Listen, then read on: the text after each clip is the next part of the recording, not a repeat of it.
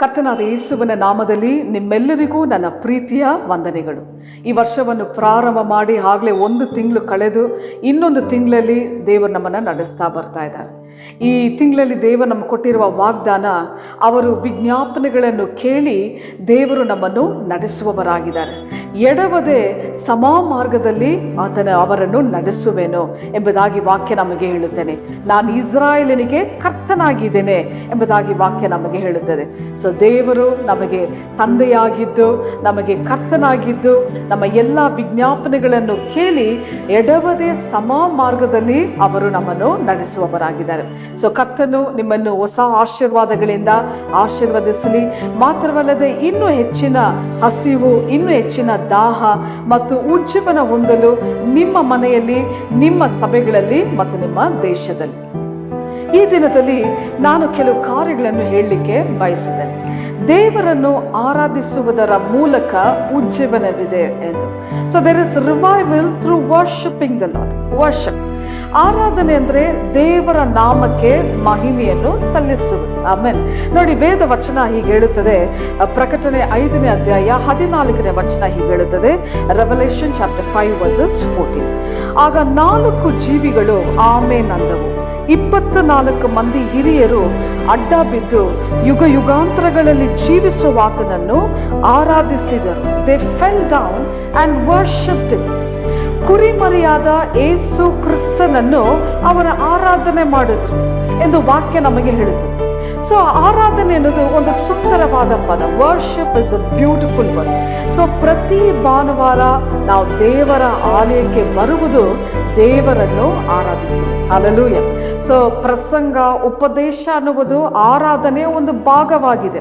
ಆದರೆ ನಾವು ಯಾವಾಗೆಲ್ಲ ದೇವರ ಸನ್ನಿಧಾನದಲ್ಲಿ ಕೂಡಿ ಬರುತ್ತೇವೋ ಅವರನ್ನು ಆರಾಧಿಸಲು ನಾವು ಬರುತ್ತೇವೆ. ಹಲ್ಲೆಲೂಯಾ.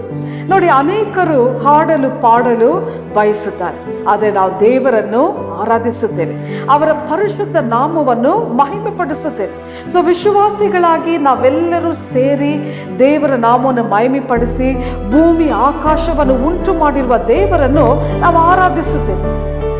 ದೇವರು 7 ದಿನವನ್ನು ಸೃಷ್ಟಿ ಮಾಡಿದ್ರು, ಆದರೆ 7ನೇ ದಿನ ಬಂದು ದೇವರನ್ನು ಆರಾಧಿಸಲು, ನಮ್ಮ ಸ್ವಂತ ಕಾರ್ಯಗಳನ್ನು ಮಾಡಲಿಕ್ಕೋ ಇಲ್ಲಾಂದ್ರೆ ನಮ್ಮ ಕೆಲಸ ಕಾರ್ಯಗಳನ್ನು ಮಾಡಲಿಕ್ಕೆ ಅಲ್ಲ, ದೇವರ ಪಾದ ಪೀಠದಲ್ಲಿ ಕುಳಿತು ದೇವರನ್ನು ಆರಾಧಿಸೋದು. ಹಲ್ಲೆಲೂಯಾ. ಇವತ್ತು ನೋಡ್ರಿ, ಎಷ್ಟು ಜನರು, ಕೋಟಿಗಟ್ಟಲೆ ಜನರಿದ್ದಾರೆ ಈ ಲೋಕದಲ್ಲಿ ದೇವರನ್ನು ಆರಾಧಿಸದೆ ಮರೆತು ಬಿಟ್ಟಿದ್ದಾರೆ. ಅನೇಕ ಕಾರ್ಯಗಳನ್ನು ಆರಾಧಿಸಿದ್ದಾರೆ, ಆದರೆ ನಾವು ಜೀವಂತ ದೇವರನ್ನು ಆರಾಧಿಸುತ್ತೇವೆ. ಯಾಕಂದ್ರೆ ವಾಕ್ಯ ನಮಗೆ ಹೇಳುತ್ತದೆ, ಆಕಾಶವು ಆತನ ಸಿಂಹಾಸನ, ಭೂಮಿಯು ಆತನ ಪಾದಪೀಠ ಎಂದು ವೇದ ವಚನ ನಮಗೆ ಹೇಳುತ್ತದೆ. ಅಂತಹ ದೊಡ್ಡ ಮತ್ತು ಶಕ್ತಿಯುತ ದೇವರು ಸ್ವರ್ಗ ಮತ್ತು ಭೂಮಿಯನ್ನು ಅವರು ಉಂಟು ಮಾಡಿದರು. ಹಲ್ಲೆಲೂಯಾ. ನಾವು ದೇವರನ್ನು ಆರಾಧಿಸ್ತಾ ಇದ್ದೇವೆ.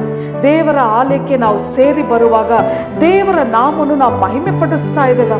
ಸೊ ನಾವು ಎಲ್ಲಿ ನಾವು ದೇವರನ್ನು ಆರಾಧಿಸ್ತೇವೋ, ಎಲ್ಲಿ ನಾವು ದೇವರ ನಾಮವನ್ನು ನಾವು ಮಹಿಮೆ ಪಡಿಸುತ್ತೇವೋ ಅಲ್ಲಿ ಉಜ್ಜೀವನ ಬರುತ್ತದೆ. ಹಲ್ಲೆಲೂಯಾ. ಇವತ್ತು ನೋಡಿ, ನಮ್ಮ ಜೀವಿತದಲ್ಲಿ ಅನೇಕ ಹಾದಿಗಳು, ಅನೇಕ ಶತ್ರುವಿನ ಶಕ್ತಿಗಳ ಮೂಲಕ ಹೋರಾಟಗಳನ್ನು ದಾಟಿದೆ. ಆದ್ರೂ ಈ ದಿನದವರೆಗೆ ನಾವು ದೇವರನ್ನು ಸೇವಿಸ್ತಾ ಇದ್ದೇವೆ. ಮಾತ್ರವಲ್ಲದೆ ಅವರ ಪರಿಶುದ್ಧವಾದ ಸನ್ನಿಧಾನದಲ್ಲಿ ನಿಂತು ಅವರನ್ನು ಆರಾಧಿಸ್ತಾ ಇದ್ದೇವೆ. ಸೊ ಎಲ್ಲ ಕಾರ್ಯದಲ್ಲಿ ದೇವರನ್ನು ಆರಾಧಿಸ್ತಾರೆ. ಯಾಕಂದ್ರೆ ವಾಕ್ಯ ನಮಗೆ ಹೇಳುತ್ತದೆ, ಶ್ವಾಸವುಳ್ಳ ಯಾವರು ಕರ್ತನನ್ನು ಆರಾಧಿಸಲಿ ಎಂದು. ಸೊ ಆರಾಧನೆ ಅಂದ್ರೆ ದೇವರನ್ನು ಸೇವಿಸಿ ಅವರನ್ನು ಆರಾಧಿಸುವುದೇ ಆರಾಧನೆ. ಮನುಷ್ಯರನ್ನು ಆರಾಧನೆ ಮಾಡಬೇಡಿರಿ, ಅಧಿಕಾರಿಗಳನ್ನು ಆರಾಧಿಸಬೇಡಿರಿ, ನಾಯಕರುಗಳನ್ನು ಆರಾಧಿಸಬೇಡಿರಿ, ಆದರೆ ಜೀವಂತ ಸರ್ವಶಕ್ತನಾದ ದೇವರನ್ನು ಆರಾಧಿಸಿರಿ. ಆವಾಗ ನಮ್ಮ ಆತ್ಮದ ಮೇಲೆ ದೇವರ ಮಹಿಮೆ ಇಳಿದು ಬರುತ್ತದೆ. ಹಲ್ಲೆಲೂಯಾ. ಸೊ ದೇವರನ್ನು ಆರಾಧಿಸುವಂಥ ಯಾವ ಸ್ಥಳವಾಗಿರಲಿ, ಎಲ್ಲೇ ಆಗಿರಲಿ, ಉಜ್ಜೀವಿಸುವಂಥ ಶಕ್ತಿ ನಮ್ಮ ತಲೆಯಿಂದ ಕಾಲುವರೆಗೂ ಹರಿದು ನಮ್ಮ ಪ್ರಾಣ, ನಮ್ಮ ಆತ್ಮ, ನಮ್ಮ ಶರೀರವನ್ನು ಉಜ್ಜೀವಿಸುತ್ತದೆ. ಅದು ಒಂದು ದೊಡ್ಡ ಉಜ್ಜೀವನವಾಗಿ ಮತ್ತು ಜಾಗತಿಕವಾಗಿ ಪ್ರತಿಯೊಂದು ದೇಶದಲ್ಲಿ ಯಾವ ಭೇದ ಭಾವ ಇಲ್ಲದೆ, ಒಂದು ಅಮೆರಿಕನ್, ಆಫ್ರಿಕನ್, ಇಂಡಿಯನ್, ಆಸ್ಟ್ರೇಲಿಯನ್ ಅಂತ ಯಾವ ಭೇದ ಭಾವ ಇಲ್ಲದೆ ಎಲ್ಲರೂ ಆತ್ಮ ಮತ್ತು ಸತ್ಯದಿಂದ ಅವರು ಒಂದಾಗಿರುತ್ತಾರೆ. ದೇವರನ್ನು ಆರಾಧಿಸಲು ಪ್ರಾರಂಭಿಸುತ್ತಾರೆ. ಅಲ್ಲಿ ಪರಿಶುದ್ಧವಾದ ಪ್ರಸನ್ನತೆ ಇಳಿದು ಬರುತ್ತದೆ.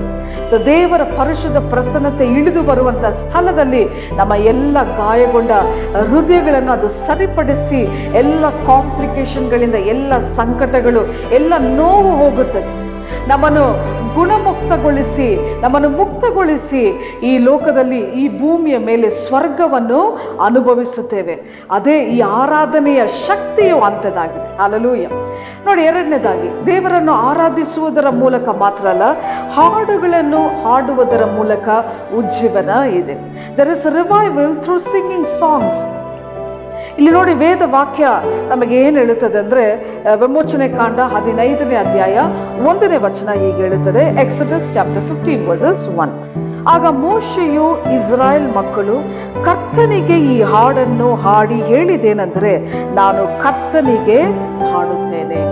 Singing a new song to Jesus. ಮೋಶೆಯು ಮತ್ತು ಇಸ್ರಾಯೇಲ್ ಜನರು ಅವರು ಹಾಡನ್ನು ಹಾಡಿದರು ಎಂದು ವೇದ ವಾಕ್ಯ ನಮಗೆ ಹೇಳುತ್ತದೆ. Moses and Israelites they sang a new song unto the Lord. I will sing unto the lord. ಇವತ್ತು ನೋಡ್ರಿ, ಲೋಕದಲ್ಲಿ ಅನೇಕರು ಹಾಡುಗಳನ್ನು ಹಾಡುತ್ತಾರೆ.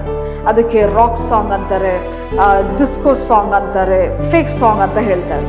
ಯಾಕಂದರೆ ಜನರನ್ನು ಸಂತೋಷಪಡಿಸಿ. ಆದರೆ ಈ ಹಾಡಿನ ನಂತರ ನಾವು ನೋಡುತ್ತೇವೆ, ಯಾವ ಸಂತೋಷ ಇರುವುದಿಲ್ಲ. ಆದರೆ ಹೊಸ ಹಾಡಿಗೆ ದೇವರು ಯೋಗ್ಯನಾಗಿದ್ದಾನೆ. ಹಲ್ಲೆಲೂಯಾ. ಯಾಕಂದರೆ ಶಿಲುಬೆಯಲ್ಲಿ ಆತನು ಜಯಶಾಲಿ ಆದನು ಮತ್ತು ಅನೇಕ ಕಾರ್ಯಗಳಿದೆ ದೇವರನ್ನು ಸ್ತುತಿಸಲು, ಅವರ ನಾಮವನ್ನು ಮಹಿಮೆ ಪಡಿಸಲು ಹಾಡಿನ ಮೂಲಕ. ಹಲ್ಲೆಲೂಯಾ. ಸೊ ನಾವು ದೇವರಿಗೆ ಹಾಡನ್ನು ಹಾಡುವಾಗ ಸಹೋದರರ ಜೊತೆಗೆ ಅಲ್ಲಿ ಉಜ್ಜೀವನ ಬರುತ್ತದೆ. ನಾವು ಉಜ್ಜೀವಿಸಲ್ಪಡುತ್ತೇವೆ. ಇನ್ನೂ ಹೆಚ್ಚಾದ ಆಶೀರ್ವಾದಗಳನ್ನು ನೋಡಲು ನೀವು ಆಶೀರ್ವದಿಸಲ್ಪಡುತ್ತೀರಿ. ಸೊ ಈ ಅಂತ್ಯ ಕಾಲದಲ್ಲಿ ದೇವರು ನಿಮಗೆ ಹೊಸ ಹಾಡುಗಳನ್ನು ಕೊಡಲಿ. ಅನೇಕ ಮೆನಿ ಡೆಡಿಕೇಟೆಡ್ ಸಾಂಗ್ಸ್, ಅರ್ಪಿಸಲ್ಪಟ್ಟ ಹಾಡುಗಳನ್ನು ನಾವು ಕೇಳುತ್ತಾ ಇದ್ದೇವೆ. ಆ ಹಾಡುಗಳು ನಿಜವಾಗಿಯೂ ಉಜ್ಜೀವಿಸುವಂಥ ಆಶೀರ್ವಾದ ನಿಮ್ಮ ಆತ್ಮಕ್ಕೆ, ನಿಮ್ಮ ಮನಸ್ಸಿಗೆ ತರುತ್ತದೆ. ಸೊ ಈ ದಿನಗಳಲ್ಲಿ ಹೊಸ ಹಾಡುಗಳಿಂದ, ಸಂಗೀತಗಳಿಂದ ದೇವರನ್ನು ಸ್ತುತಿಸಿ ಅವರ ನಾಮವನ್ನು ಮಹಿಮೆಪಡಿಸುವ ಎಲ್ಲರಿಗೂ ದೇವರಿಗೆ ಸ್ತೋತ್ರ ಉಂಟಾಗಲಿ. ಒಂದು ಪ್ರಾರ್ಥನೆ ಮಾಡೋಣ. ಸರ್ವಶಕ್ತನಾದ ನಮ್ಮ ತಂದೆಯಾದ ದೇವರೇ, ಒಳ್ಳೆ ದಿನಕ್ಕಾಗಿ ಸ್ತೋತ್ರ ಕರ್ತನೆ. ನಿನ್ನ ನಾಮವನ್ನು ನಾವು ಮಹಿಮೆಪಡಿಸಿ ಆರಾಧಿಸುತ್ತೇವೆ. ನಿನ್ನನ್ನು ಪೂರ್ಣ ಮನಸ್ಸಿನಿಂದ, ಹೃದಯದಿಂದ, ಶಕ್ತಿಯಿಂದ ನಾವು ನಿಮ್ಮನ್ನು ಆರಾಧಿಸುತ್ತೇವೆ. ನಿಮ್ಮನ್ನು ಹಾಡಿ ಪಾಡಿ ಸ್ತುತಿಸಿ ಮಾತ್ರವಲ್ಲದೆ ಆರಾಧಿಸಿ ಹೊಸ ಹಾಡುಗಳನ್ನು ಹಾಡುವುದರ ಮೂಲಕ ಉಜ್ಜೀವನವಿದೆ.